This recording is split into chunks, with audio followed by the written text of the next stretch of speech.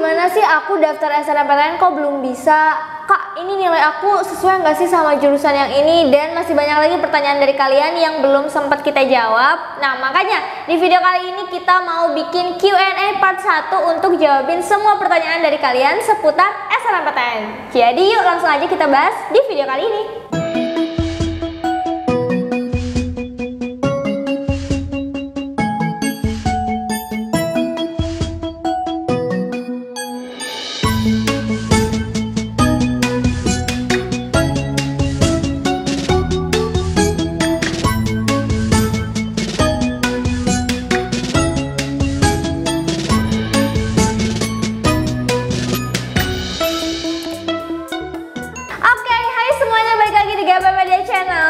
Udah gak sabar kan kali ini kita bikin video tentang Q&A part 1 ya ini ya. Jadi kita bakal jawabin semua pertanyaan yang udah masuk di kolom komentar. Ini kita ambil dari beberapa video juga sih ya. Ada banyak pertanyaan yang masuk seputar SNMPTN. Daripada berlama-lama langsung aja kita lihat pertanyaan yang pertama ya.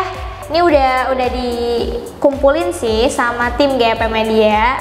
Oke, langsung aja yang pertama ada komentar dari M. Muhammad Bagus. Sesi telah habis gitu solusinya gimana kak? Oh mungkin dia lagi daftar LTMPT ya. Jadi sesinya ada tulisan merah di bawahnya. Biasanya kalau ini dari servernya sih, servernya itu masih down. Terus kalian harus sering refresh browsernya. Atau bisa juga kalian ganti browsernya. Kalau sebelumnya di HP boleh ganti jadi laptop, atau dari laptop ganti ke HP, gitulah pokoknya ya. Diganti device-nya atau diganti browsernya aja itu cukup kok. Dan kalau bisa, ini mungkin jamnya kali ya, jamnya kamu masuknya itu di jam-jam yang rame pengakses. Jadi mungkin bisa coba di jam-jam yang sepi kayak jam, kalau sekarang malam-malam tuh biasanya jam 9 sih ya, jam 9 itu bisa, atau jam 8 malam juga bisa. Kalau di atas jam 9 justru sekarang tuh lagi rame-ramenya, nggak tahu deh, mungkin lagi pada begadang kali ya. Atau bisa juga sore, kan kalau misalkan siang itu mungkin lagi istirahat gitu kan, banyak yang buka HP gitu.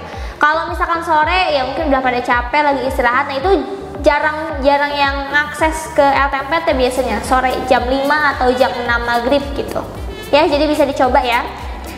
Oke, next pertanyaan dari Zahra Novila.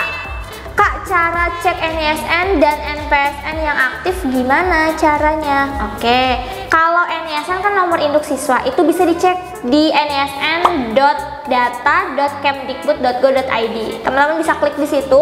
Sebenarnya kita udah pernah upload sih caranya, bisa dicek di video sebelumnya juga. Itu buat cek NISN ya, aktif atau enggaknya. Nanti bisa dilihat di situ kayak ada datanya itu dia masih termasuk aktif gak pelajarnya atau sudah nggak aktif gitu. Tapi kalau NPSN itu kan nomor pokok sekolah, itu sih sebenarnya cara ceknya harus ke sekolah. Kalian harus nanya dulu ke pihak sekolahnya, ibu NPSN-nya yang mana, atau pak NPSN-nya itu yang mana gitu. Jadi kalau NPSN sih kayaknya harus diceknya langsung ke sekolah deh, nggak bisa online gitu ya. Itu ya untuk Zahra Novila. Next, di sini ada dari Nazman Nur Aprilita.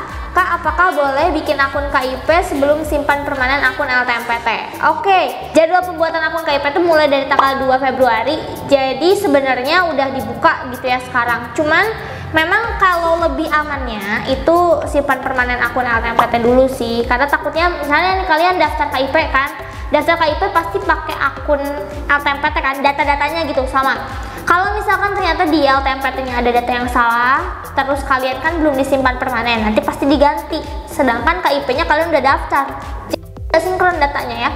Kalau menurut aku nggak apa-apa simpan permanen dulu aja gitu. Jadi udah selesai yang akun LTMPT ya, baru nanti kalian daftar yang akun KIP. Karena kan KIP jadwalnya juga panjang gitu ya, jadi bisa teman-teman mulai aja dari sekarang. Karena ditutupnya itu ya 31 Oktober, akhir Oktober lah ya. Karena itu kan buat SNM, buat SBM, buat mandiri gitu, jadi buat semuanya. Oke, simpan permanennya berarti mulai tanggal 8 Februari gitu. Oke, itu dia tentang simpan permanen dan KIP. Oke, next ini dari HCUA Juwita Pinasti. Oke, Kak, bisa nggak sertifikat Olimpiade LKI untuk SNMPTN? LKI itu mungkin lomba karya ilmiah ya, atau LKTI lomba karya tulis ilmiah, biasanya kayak gitu sih ya.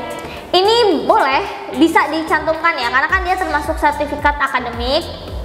Untuk SNMPTN sebenarnya nggak hanya akademik ya, bisa non akademik juga. Cuman yang akademik ini khususnya buat sertifikat olimpiade itu sangat dianjurkan. Nah, jadi ini bisa gitu ya, bisa dilampirkan. Kak, kalau misalkan ini cuman peserta boleh nggak?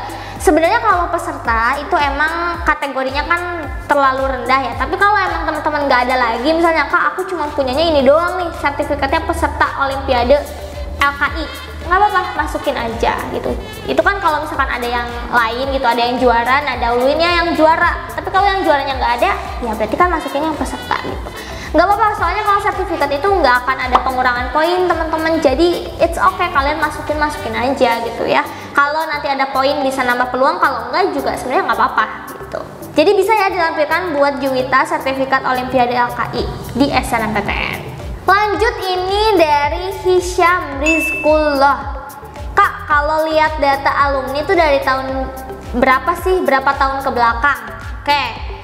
Data alumni itu sebenarnya yang paling update, yang paling valid itu 1 tahun sebelumnya. Jadi kalau kalian ikutan SNMPTN tahun 2022 nih, berarti data alumninya yang paling update, yang paling valid itu biasanya tahun 2021 gitu. Dan alumninya itu alumni yang lolos SNMPTN juga dari sekolah kalian ke PTN yang kalian mau gitu ya. Misalnya kalian mau daftarnya ke Undip, ya berarti alumninya itu alumni yang lolos SNMPTN 1 tahun sebelumnya ke Undip juga gitu. Alumninya kita lihatnya di PTN sih ya, tapi kalau misalkan ada yang satu jurusan itu lebih bagus lagi, bisa lihat strategi nilainya gitu. Tapi secara keseluruhan kalaupun dia alumninya beda jurusan itu udah bisa mempengaruhi ya. Pokoknya 1 tahun ke belakang, oke? Kalau lebih 2 tahun, 3 tahun, 4 tahun sebenarnya itu nggak terlalu signifikan pengaruhnya gitu ya. Oke, itu buat pertanyaan dari Hisyam. Next, ini dari Arya Gans bla bla bla ya, itu susah banget namanya. Kak, saya SMK jurusan teknik permesinan, jurusan yang relevan apa aja ya Kak? Kayak ini buat anak SMK ya, sering banget nih ditanyain jurusan yang relevan. Sebenarnya kalau dari jurusan yang relevan, teknik pemesinan kan seputar tentang mesin ya. Berarti sebenarnya dia tuh kalau di anak IPA itu banyak berhubungan tentang fisika. Jadi buat anak-anak SMK nih, kalian bisa ambil jurusan teknik mesin. Itu yang paling cocok tuh, paling relevan ya. Atau bisa juga sebenarnya ke teknik elektro, listrik ya, karena masih nyambung. Atau bisa juga ke otomotif ya. Bisa juga ke yang perteknikan gitu, teknik industri. Kalau misalkan dia ada nerima anak SMK teknik pemesinan, itu kalian bisa masukin aja langsung ya. Biar lebih afdol, biar lebih jelas, kalian tuh harus cek di web LTMPT. Tapi sekarang sebenarnya belum ada, mungkin nanti di sekitar bulan Februari ya, pas pendaftaran SNMPTN dibuka dari tanggal 15 Februari itu. Kalian bisa cek, nanti ada menu jurusan dan PTN di LTMPT. Bisa diklik, terus nanti ada jurusannya kan per PTN-nya.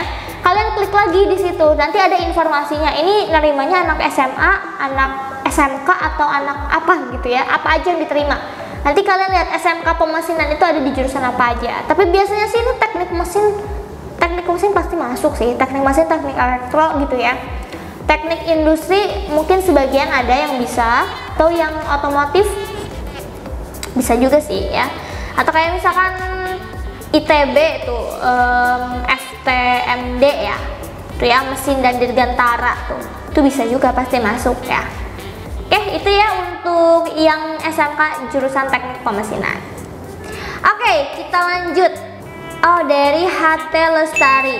Misal ada sertifikat prestasi lomba, apakah bisa menjadi tambahan nilai NRM dan poinnya berapa? Oke, ini tadi seputar sertif juga ya. Sertifikat itu betul bisa menambah peluang, bukan NRM sih sebenarnya. NRM itu kan nilai rataan minimal atau minimum, semacam KKM dari jurusan gitu ya yang diminta. Itu nggak bisa kita tambah. Yang bisa kita tambah itu adalah peluang kita untuk masuk ke SNMPTN itu.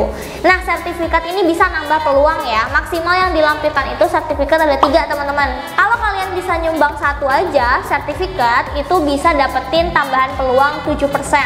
Kalau 2 itu bisa 14%, kalau 3 itu bisa 20% gitu. Nah, Kalau masalah poin spesifiknya berapa, misalnya poinnya apakah 90 atau 80 dan lain-lain, itu sebenarnya kita nggak tahu ya, karena kan SNMPTN itu sifatnya tertutup ya, itu teman-teman harus tahu juga. Maksudnya kalau SNMPTN itu kita hanya bisa memprediksi peluang, tapi kita nggak bisa, oh ini poinnya segini nih, ini poinnya 80, 90, 100, kita tuh nggak bisa nentuin, karena setiap PTN, setiap univ itu juga kemungkinan punya standar yang berbeda untuk poin sertifikat gitu. Jadi kita cuma bisa menstrategikan aja, oh sertifnya maksimal segini nih, 3 nih, terus tadi kemungkinan bisa menambah peluangnya sekian persen gitu aja teman-teman ya. Jadi kalau untuk poinnya berapa kita belum bisa memperkirakan juga. Dan sebenarnya paling penting kalau sertifikatnya udah masuk syarat-syarat sertifikat yang bagus gitu ya untuk SNMPTN, itu ya teman-teman nggak usah khawatir karena pasti dia punya poin yang besar. Apa aja syarat-syaratnya? Yang pertama itu pasti dari segi lombanya. Lombanya tuh lomba apa? Yang nyelenggarainnya tuh siapa gitu ya. Kalau dia dari kementerian yang nyelenggarainnya atau dari universitas, itu pasti poinnya gede banget gitu. Terus yang kedua, tingkatnya tingkat apa nih? Apa nasional, internasional, atau cuma tingkat kota? Nah itu kan berarti semakin tinggi tingkatnya pasti semakin besar juga poinnya. Terus yang terakhir kategorinya, apakah kalian juara 1, 2, 3 atau peserta doang? Nah itu juga kan poinnya pasti beda gitu ya. Jadi semakin tinggi poinnya juga semakin besar. Oke, itu aja sih buat sertifikat ya. Oke, lanjut ya teman-teman, ini dari King Salman, namanya King Salman ya. Kak, aku nggak ada alumni dan nilai tertinggi bukan biologi. Masih ada kesempatan lolos nggak ya di FK USK? USK ini mungkin Universitas Syiah-Kuala, bener nggak ya aku ya?